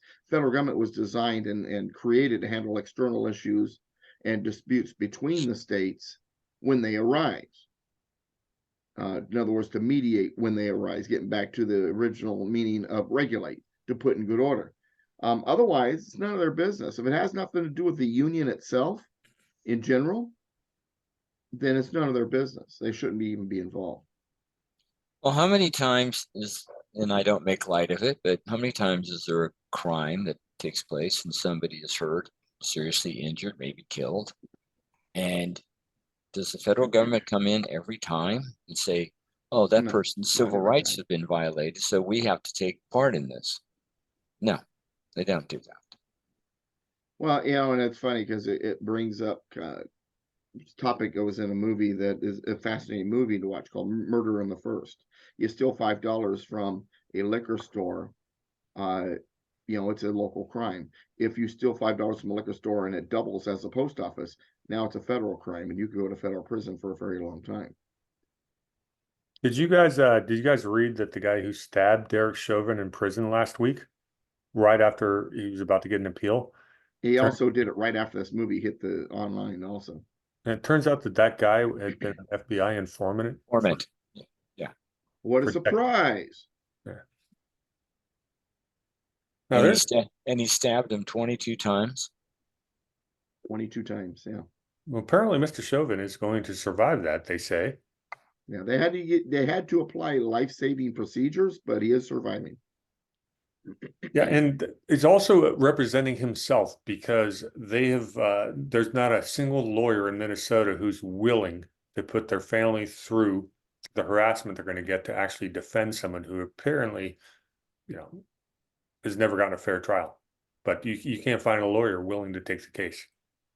So he's representing himself. Now, if that does not reek of tyranny, I don't know what does. Very sad. Very sad. Yeah. Doug, what else from Constitution Radio?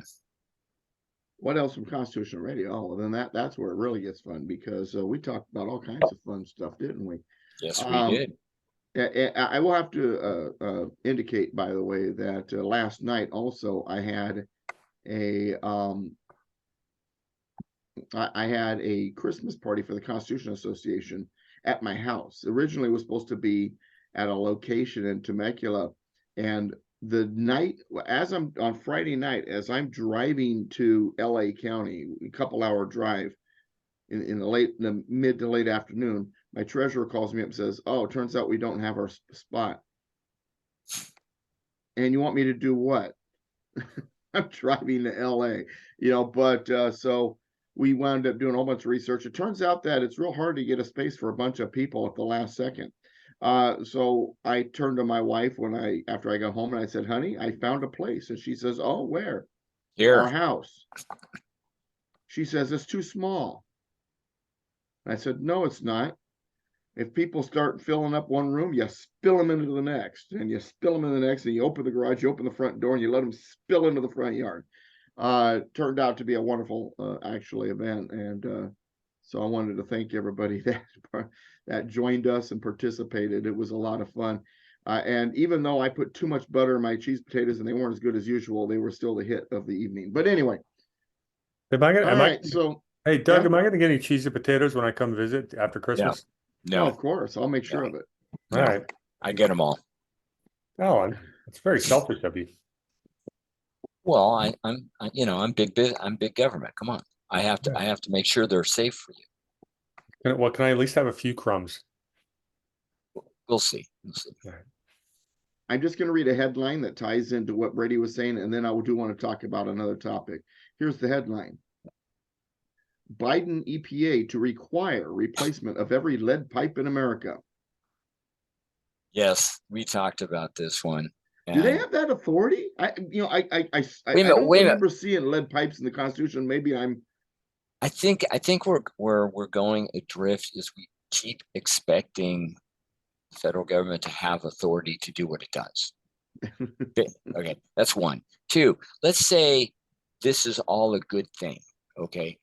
What hasn't been put on the table is the full price tag to replace all the lead pipes in America. How much time is going to be needed? Where's the funding coming from? Who's going to do the digging? Where's all the stuff, bad stuff going to go? What are you going to replace it with? What's the full bill on this one? Versus, and then of course, how long is it going to take to get this done? Area by area. Or the estimate by the EPA is that it would cost as $30 billion for utility companies across the country to execute over 10 years. That sounds so inexpensive.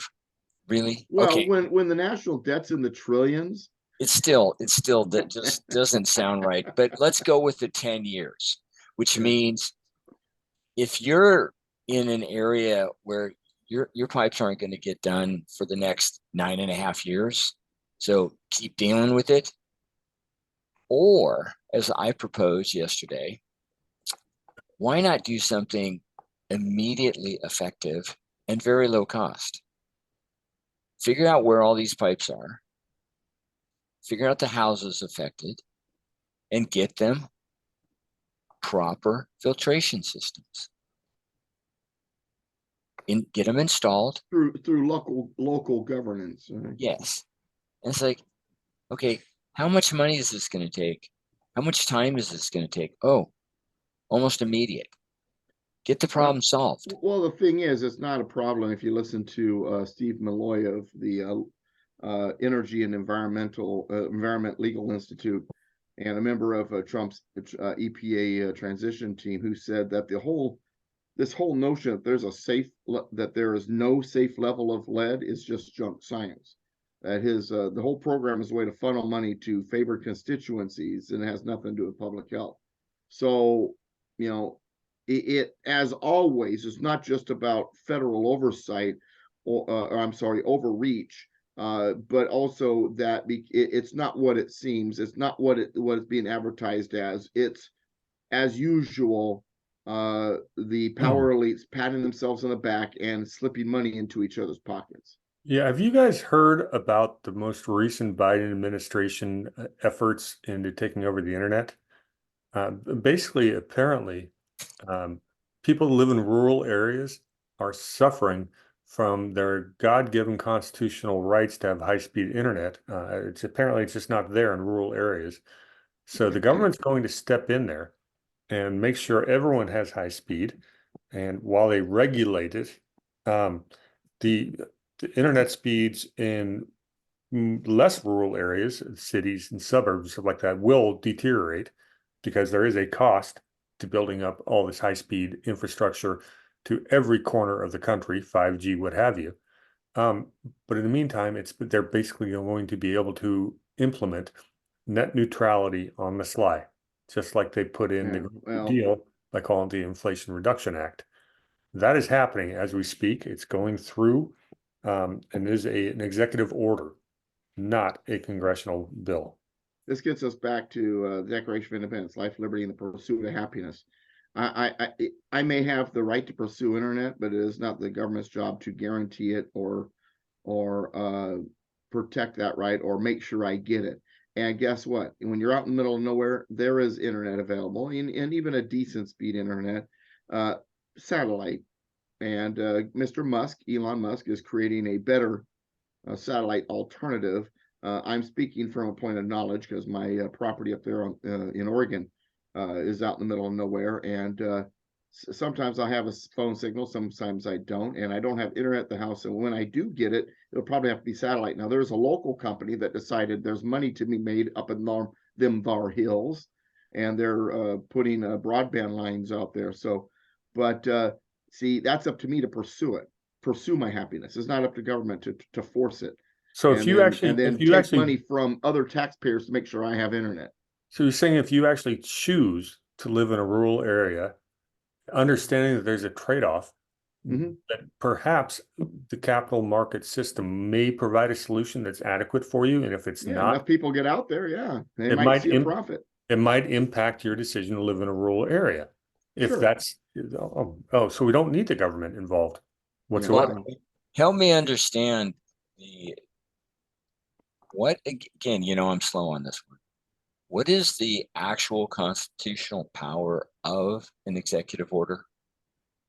It has no, it's not legally binding. It is basically instructions to the executive branch on how to execute the law, or it's a proclamation, one or the other. So the current president issues an EO, and that kicks. But see, we're at war right now. He has war powers. He can do whatever he wants. That's what I'm being told.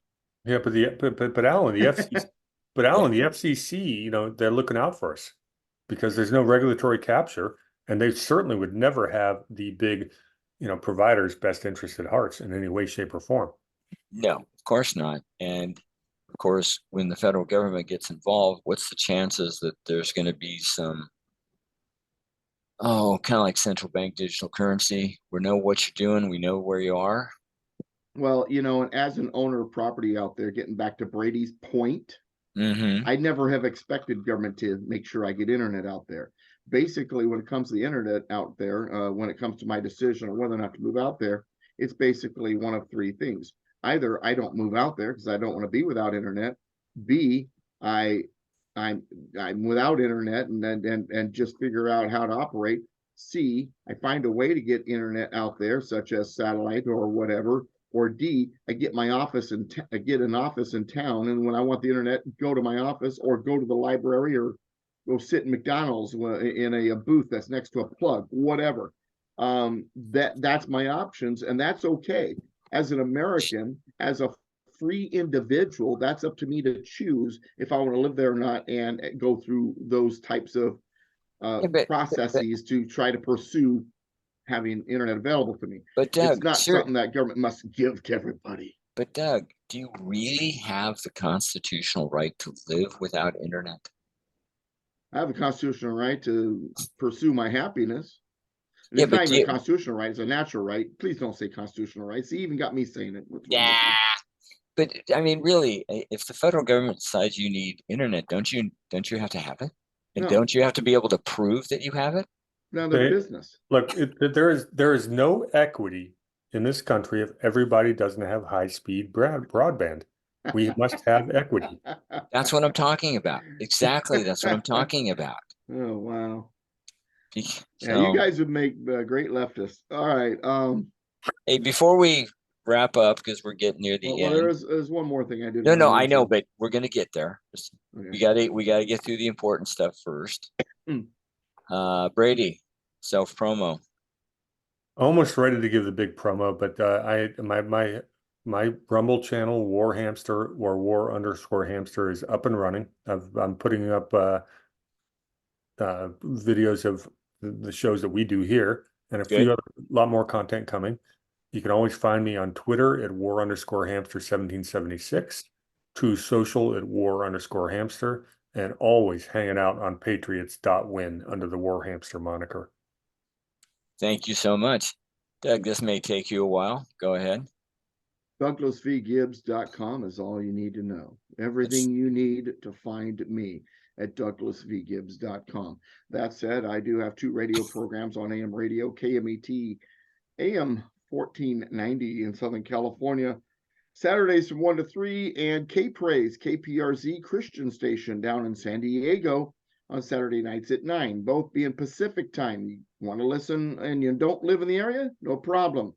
KMET1490am.com or KPRZ.com at the times that those shows are on, or just go to DouglasVGibbs.com and go to the radio page, and everything you need there for recent episodes and the whole bit. I haven't done any videos in about 3 months. I got to get back into doing videos. They will be coming soon. I've been writing articles. I've got new books on the horizon, and I've got a lot of interesting things coming up in the next few months. So stay tuned to DouglasVGibbs.com. Now, when I talk about that radio show on KMET, I have to mention something real quick. See, the K-Praise show I do on my own. It's all about Doug. But and by the way, we just started going through the Constitution, by the way, last night. episode, I went through the preamble. So we're just starting to go through the Constitution again on that program. But the one on KMET has a very, very special little caveat to it. See, I allow, because I'm a merciful God, Alan and Dennis to be co-hosts on that program with me. Alan Myers, yes, the gentleman who hosts this program, and Alan and Dennis, should I say, Jackson, Dennis, the voice Jackson. Yeah. He, matter of fact, was at the party last night and got into quite a few good conversations with people. But I do encourage you to check out these programs. But also, I encourage you to help fund these programs. My K Pray show is funded by the listeners. My KMET program, except for the first $800 every quarter, it is funded by me and the listeners. If you want to help out, there are ways to do that.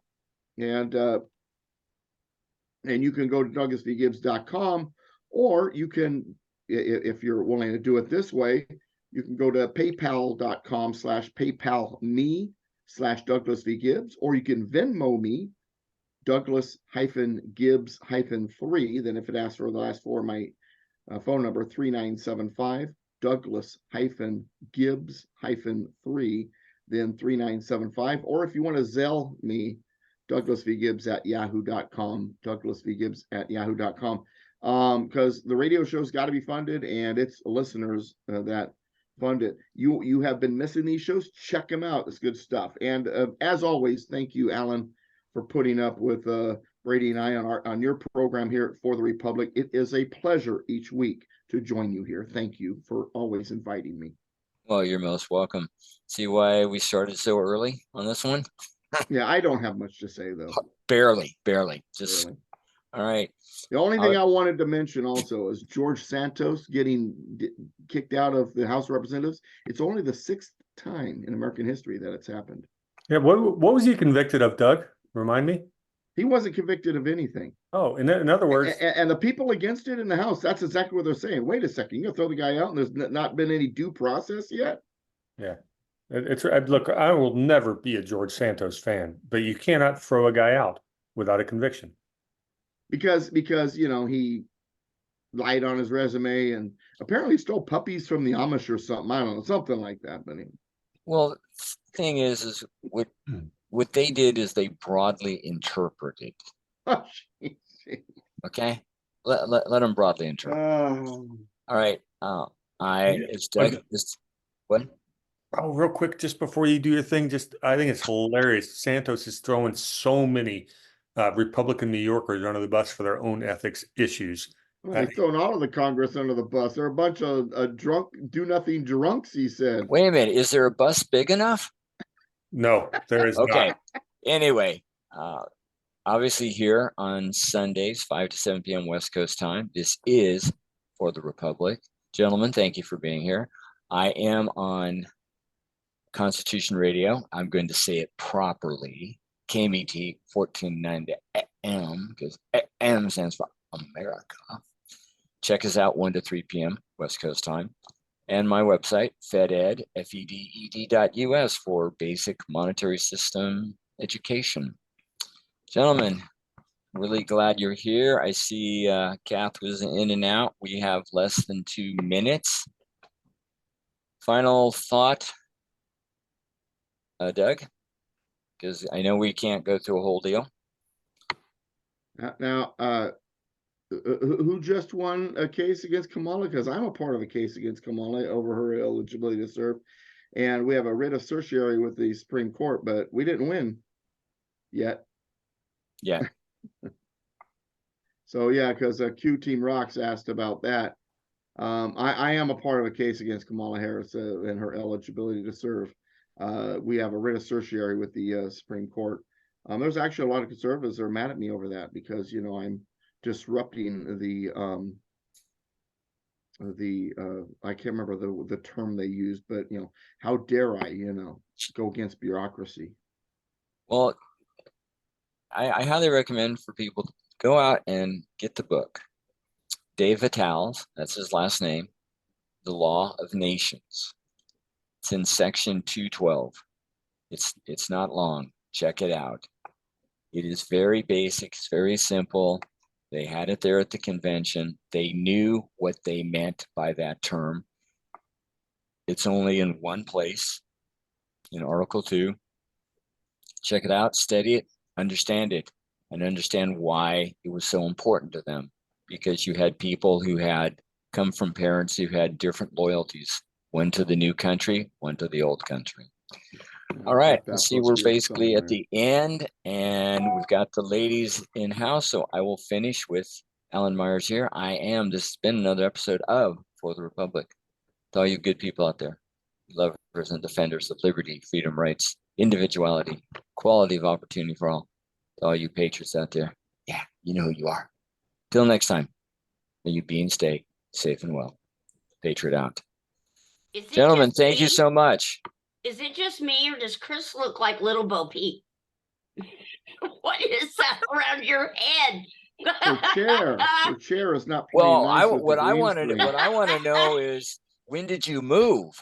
Hey, all I know Well, what I- is you guys missed out. You guys missed out on a great Christmas party last night. So we had a white elephant gift exchange, and one of the gifts was a Hillary Clinton voodoo doll to stick pins into.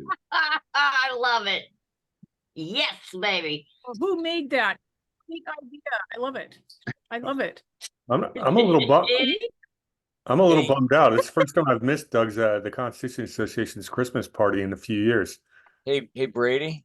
Yeah. Real quick, sorry to interrupt. I think when you started your recording, you kicked me out.